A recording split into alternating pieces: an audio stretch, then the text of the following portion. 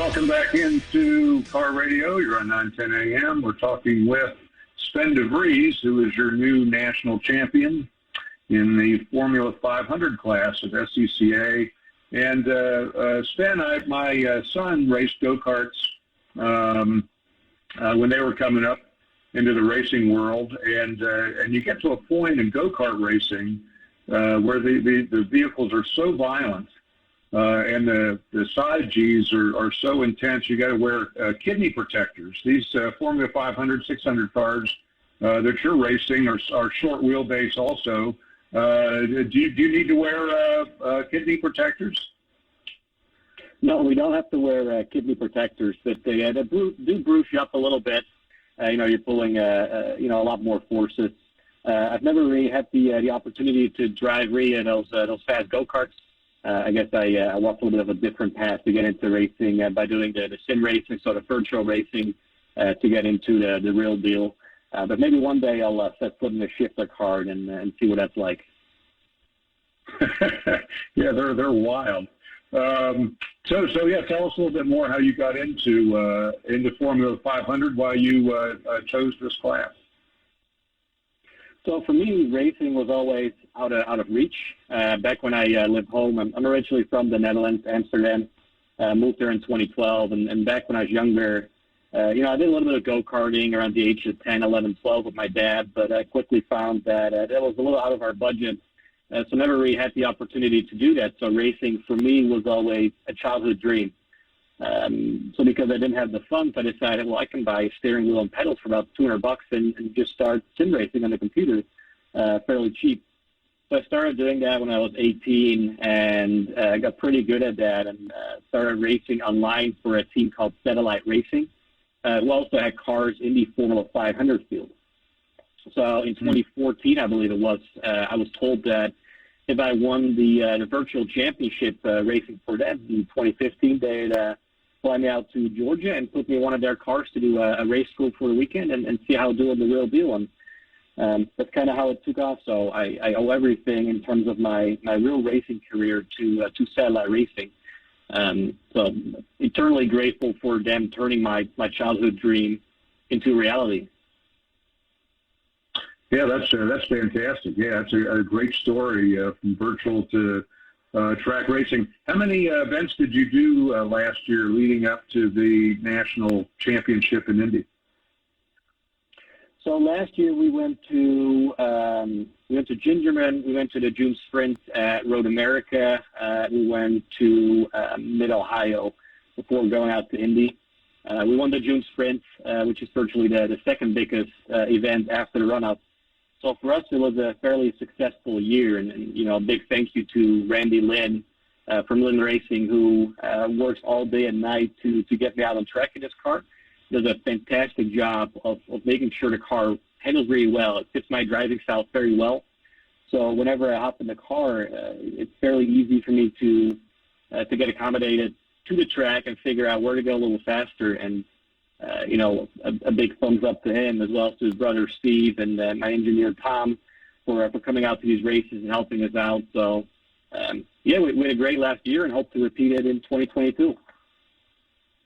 Yeah, that's looking for a great year ahead. I've raced at Indy a few times. There's a general consensus among us racers. It's not one of the great road courses in the United States. You mentioned Mid-Ohio, Road America, really classic road courses.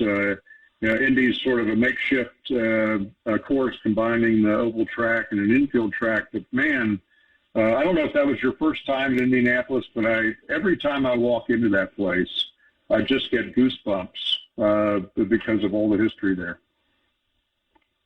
Yeah, it's a pinnacle of racetracks, in my opinion. It doesn't get any better than Indianapolis Motor Speedway. I've had the opportunity to race there in 2017 at the other run-ups race that I did. We finished second that time, and I was very fortunate to get to race there again in 2020 in a Formula 4 car, where I won entries through sim racing. So I was able to participate in a Formula 4 race during IndyCar weekend at the Skip Barber Series. So for me, it's been an incredible journey, and especially Indy it's such an amazing track. And for me, when I got on track there, I closed the visor, and you see people in the stands looking at you, and I smiled from ear to ear. I had a big grin on my face, being in the car, and now instead of being the guy behind the fence, wishing I was out there, I'm actually out there, and it's every single time. I'm so grateful to be able to live this dream, and especially at Indy, it's fantastic. I've had the pleasure to race there 3 times, and it's incredible. Yeah, it doesn't get any better than Indianapolis. So there was, it sounds like you guys had a real tussle for the podium, and there's another Michigander who's in the mix, a gentleman named Calvin Stewart. Do you know Calvin a little bit? He's from Novi, Michigan. Yes, I do. I've been battling Calvin probably since I started in 2015, and I love Calvin. He's a great guy, a hard racer, and every time we're on track, we're having such great battles. I battled with Calvin and also Aaron Ellis at the June Sprint last year for the lead. We swapped positions a couple times a lap constantly, and inches away from each other. And he's a hard racer, and I love that. And same here at Indy, we had a little bit of a tussle there, and it's fantastic to race against these guys for every inch of the track. And coming out on top, obviously, is always the preferred outcome, but always a lot of respect for each other, regardless of which way around we finish. Yeah, you guys were having a good freeway fight. You, Calvin Stewart, Ryan Mayfield. Did you feel at the end of the race? I think the race ended under yellow flag, but did you feel it's whoever gets the draft last? If that's you guys are in such close racing, if the real key is getting the right draft on the front straight. Yeah, it was a little tricky. I think out of the top 5, we were probably quite a bit down on top speed compared to the other guys. So I really had to time everything well. If I was on his gearbox coming onto the straight, by the end of it, I was able to pull out and get alongside him. So there was a lot of math involved and trying to piece things together. But I think in the end, we finished in the yellow, and I was kind of bummed out for that because we had a great battle all along the race and constantly changing for the lead. So I guess I was a little bummed as well as, relieved because the outcome could have gone either way. It could have been Ryan, or if we had done one more green lap, it could have been Kelvin or one of the guys behind us too. I'm fairly confident we would have gone 4 wide into turn 1 and see who comes out in one piece, pretty much. So it would have been very cool for us in the cars and people spectating. But in the end, very happy we won that race, and hopefully we could do it again this year with the same amount of battles with Ryan, Aaron, Kelvin, maybe Clint will join in the mix, James Weeda. There's just a lot of really fast guys out there that can all compete for that top step. So when we get the opportunity to all race each other hard and close for national championship, I'm sure we're all loving that.